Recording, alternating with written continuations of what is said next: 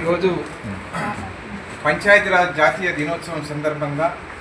మాజీ sarpanch, MPTC, ZPTC, councillor, corporators united forum ఆధ్వర్యంలో, రాష్ట్ర కమిటీ ఆధ్వర్యంలో రాష్ట్ర వర్కింగ్ ప్రెసిడెంట్ అయినటువంటి తులసి గారి అధ్యక్షతన జరిగినటువంటి సమావేశంలో 33% మహిళలకు ఎందుకు అవకాశాలు ఇవ్వాలి అని అంటే, భారత రాజ్యాంగంలో మనం రాసుకున్నటువంటి మొట్టమొదటి సూత్రం సమానత్వం అనేటువంటిది మనం భారత రాజ్యాంగాన్ని రాసుకున్నాం. ఏ సమానత్వ సూత్ర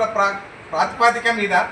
ఈరోజు భారతదేశంలో సగం జనాభా ఉన్నటువంటి మహిళలకు కనీసం 33% బిల్లును కూడా ఇలా ఓడగొట్టిరంటే అది ప్రజాస్వామ్యం ఓడిపోయింది, భారత రాజ్యాంగాన్ని విధ్వంసం చేసిరు, ప్రజల హక్కులను విధ్వంసం చేసినట్టుగా మేము అభివర్ణిస్తున్నాము. మేము చాలా తీవ్రంగా కూడా దీన్ని ఖండిస్తున్నాము. ఎందుకంటే ప్రజలకు సంబంధించినటువంటి ప్రజల పక్షాన ఏ స్త్రీలైతే ఈ దేశంలో గొప్పవాళ్ళు, ఎక్కడైతే స్త్రీలు గౌరవించబడతారో ఆ దేశం అభివృద్ధి చెందుతుంది అనేటువంటిది ఏ నానుడైతే ఉందో ఆ దేశంలో స్త్రీలకు సంబంధించినటువంటి హక్కులు ఓడిపోవడం అనేటువంటిది ఇంకా 77 సంవత్సరాలు భారత రాజ్యాంగం అమల్లోకి వచ్చినప్పటికీ కూడా ఇంకా స్త్రీల హక్కులు హరించడం అనేటువంటిది ఒక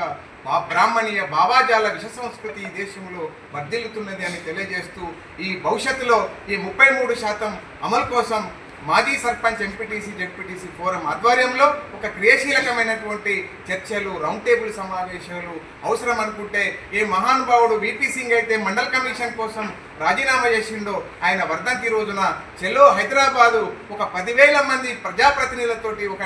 పెద్ద బహిరంగ సభ పెడుతున్నాం. దానికి సోనియా గాంధీ లాంటి వాళ్ళను, గొప్ప వాళ్ళను కూడా తీసుకొచ్చి, అమ్మా మహిళలకు పెడతావా, నువ్వు తెలంగాణ ఇచ్చినావు, నువ్వు ఈ తెలంగాణలో ఉన్నటువంటి ఓ సర్పంచులు, ఎంపీటీసీలు మీ చట్టాల వల్ల వీళ్ళు ప్రజాప్రతినిధులు అయ్యారు, రేపు చట్టసభలలో కూడా వీళ్ళు ప్రజాప్రతినిధులు అవుతారు అనేటువంటి కార్యక్రమాన్ని మేము పెట్టడం జరిగింది. దీనికి అన్ని సంఘాలు కూడా, ప్రజా సంఘాలతో పాటు రాజకీయ పార్టీలన్నీ కూడా, అనేకమైనటువంటి ఉద్యమ సంఘాలు కూడా దీనికి మద్దతు చేయాలని ఈ కార్యక్రమాన్ని ఇంత చక్కగా విజయవంతం చేసినందుకు కృతజ్ఞతలు తెలియజేస్తున్నాం. అమలు చేయాలి 33% రిజర్వేషన్ వెంటనే, అమలు చేయాలి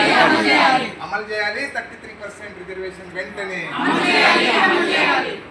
అమలు చేయాలి 33% రిజర్వేషన్ వెంటనే.